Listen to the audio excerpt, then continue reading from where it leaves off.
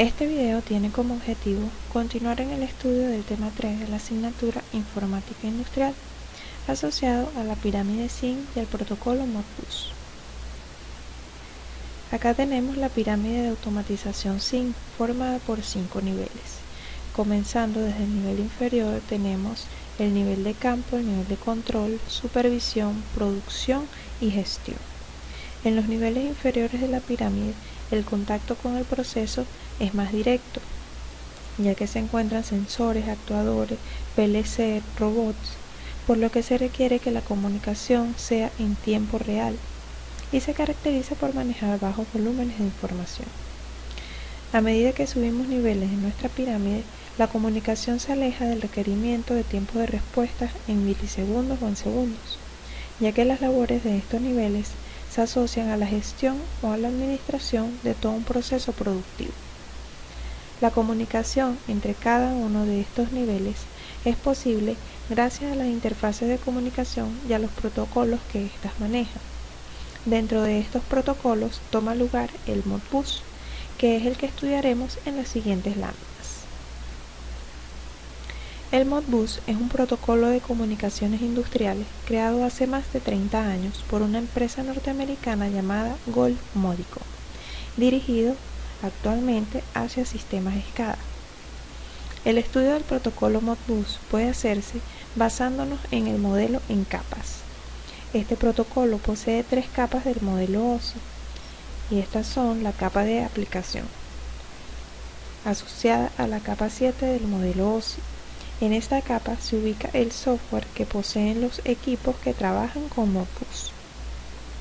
Seguidamente está la capa de enlace, que corresponde a la capa 2 del modelo OSI.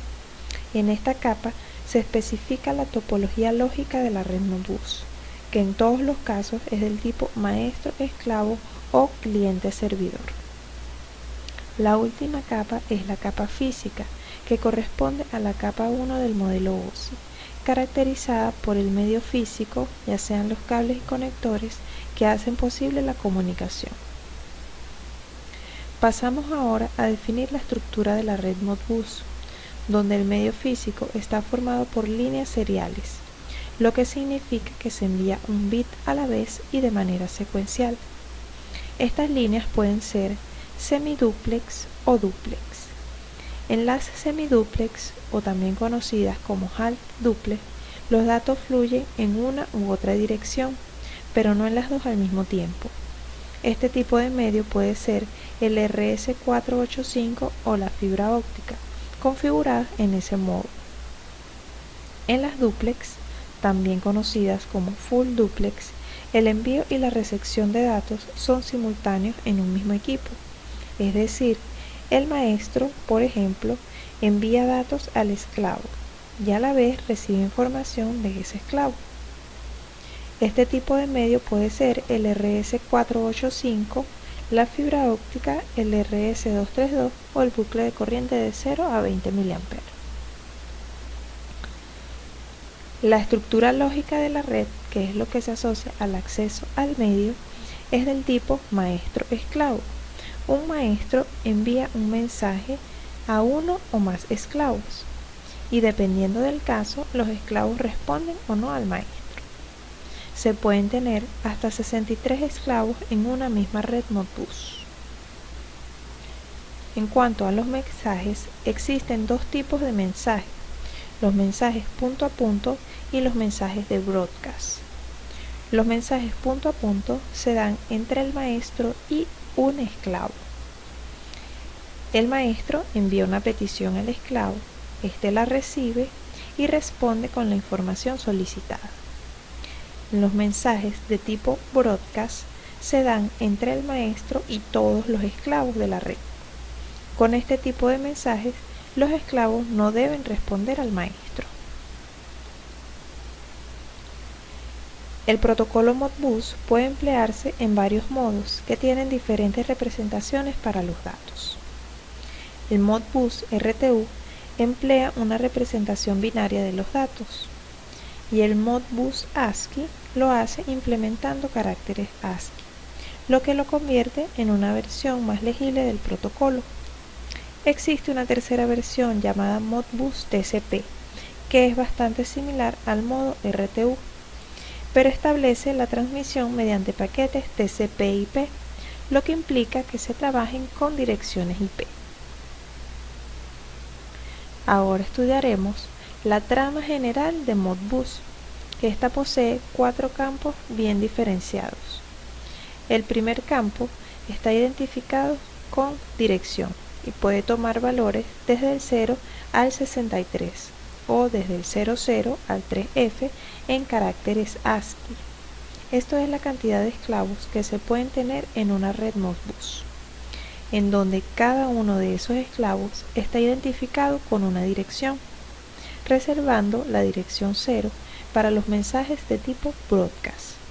Es decir, cuando el maestro envía una trama, el campo dirección contiene el número de esclavo a quien va dirigido el mensaje, y cuando ese esclavo responde, coloca en el campo dirección su propia dirección. Así el maestro puede identificar de qué esclavo proviene dicha trama. El segundo campo está identificado como el código de función. Existen 16 funciones básicas y cada una tiene un código que la identifica. Estas funciones pueden dividirse a la vez en 2 grupos, las de lectura y escritura en memoria y las de control. La longitud de este campo es de 1 byte, es decir, 8 bits, que toman valor según la posición que ocupa.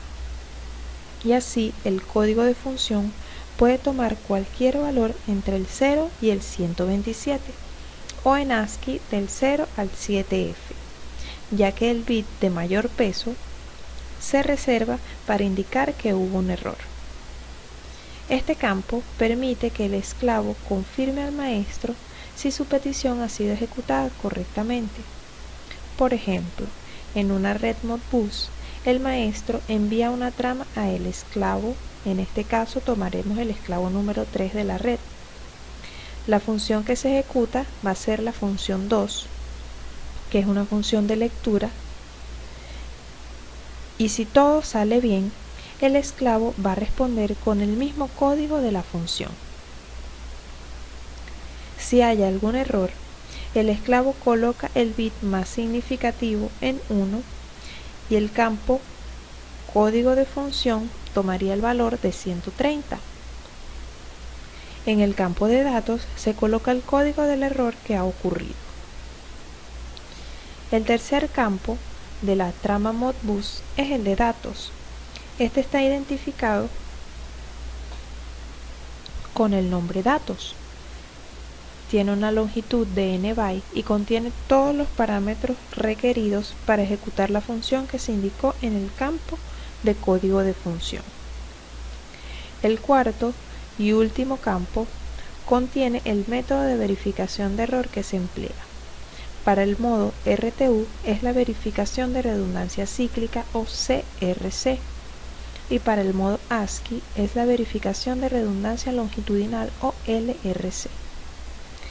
El CRC consiste en agregar a cada trama un código de control, el cual se obtiene tratando a la secuencia binaria como polinomios binarios, por lo que el CRC contiene datos redundantes con la trama, de manera que los errores no solo se pueden detectar, sino también corregir. En este proceso de detección de errores, un polinomio predeterminado es conocido tanto por el maestro como por el esclavo. El maestro, para comenzar el mecanismo de detección de errores, ejecuta un algoritmo en los bits de la trama, de forma que se genera el código de control, y luego transmite estos elementos al esclavo. El esclavo recibe la trama y realiza el mismo cálculo para verificar la validez del CRC. El LRC consiste en verificar la integridad del bit de paridad de un grupo de bytes. Esta técnica no permite la corrección de errores y es menos eficiente que el CRC. Finalmente, vamos a ver las tramas específicas para el modo RTU y el modo ASCII. Podemos observar que en el modo RTU Se emplean los 4 campos principales de las tramas generales Modbus.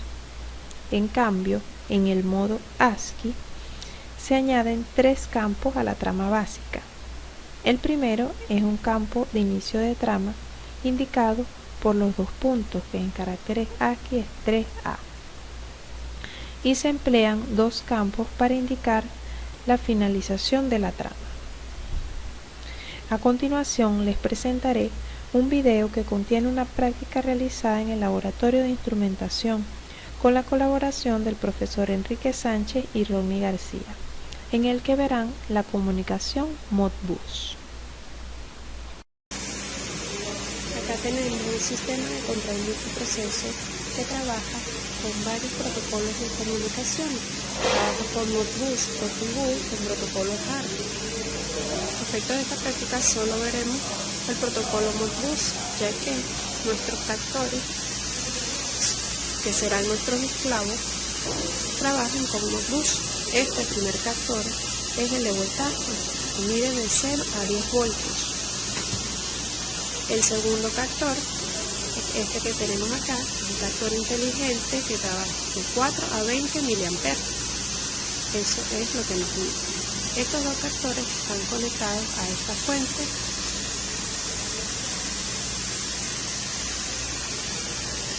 La comunicación entre nuestro sistema de control multiproceso y la PC nos la va a permitir esta interfase, que es la RS485, que la convierte de RS485 a 232, que está conectada directamente acá a nuestra PC.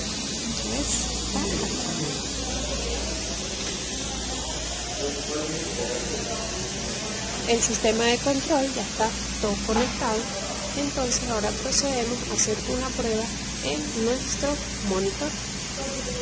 Abrimos el monitor Modbus.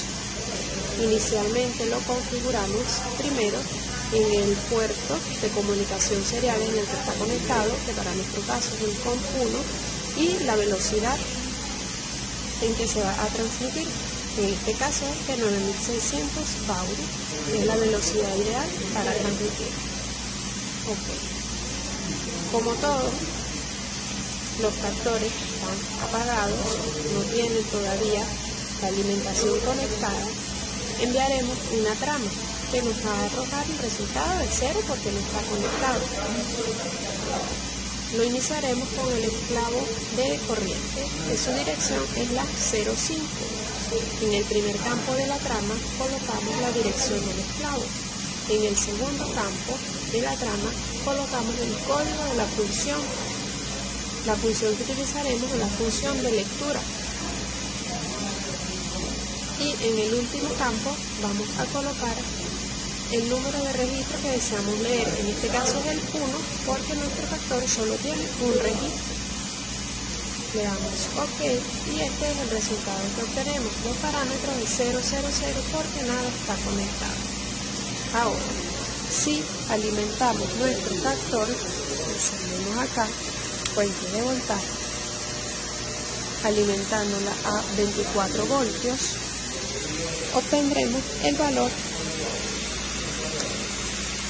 que ubicaremos acá, que aproximadamente está en 3 voltios. Veamos. Enviamos una nueva trama de 6 bytes en la que en el primer campo colocamos la dirección del esclavo, que es la 05. Luego colocamos el código de la función, que es la función 4, y por último el número de registro, que sigue siendo 1.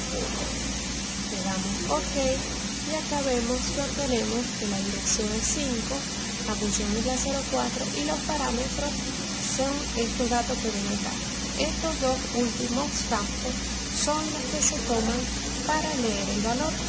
Tenemos acá que el CRC tiene su valor y la respuesta es OK.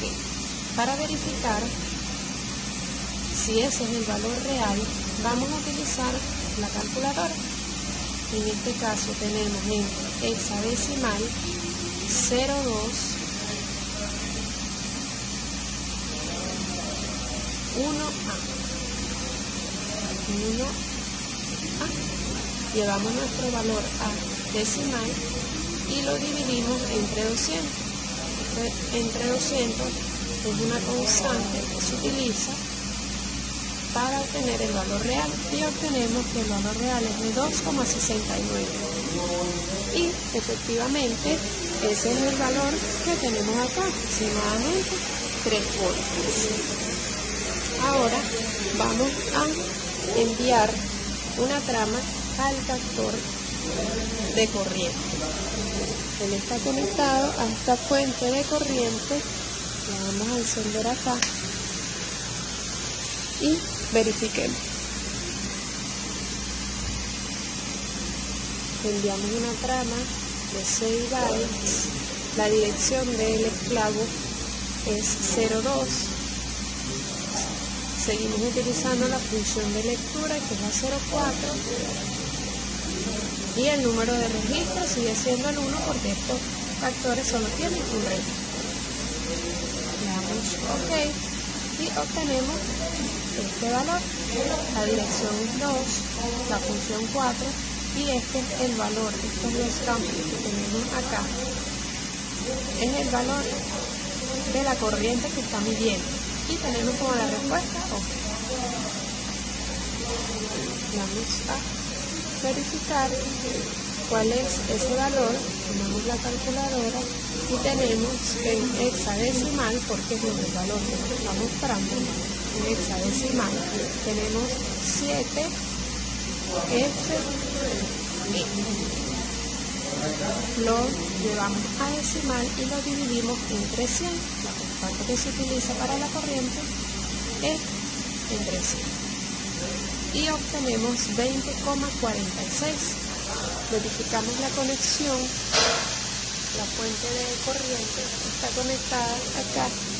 Tenemos este tester y el tester nos muestra 16.80. El error se debe a que nuestro captor de corriente tiene una descalibración. Ya pudieron ver cómo trabaja la comunicación Mod-Push. Y esta es toda la práctica por ahora.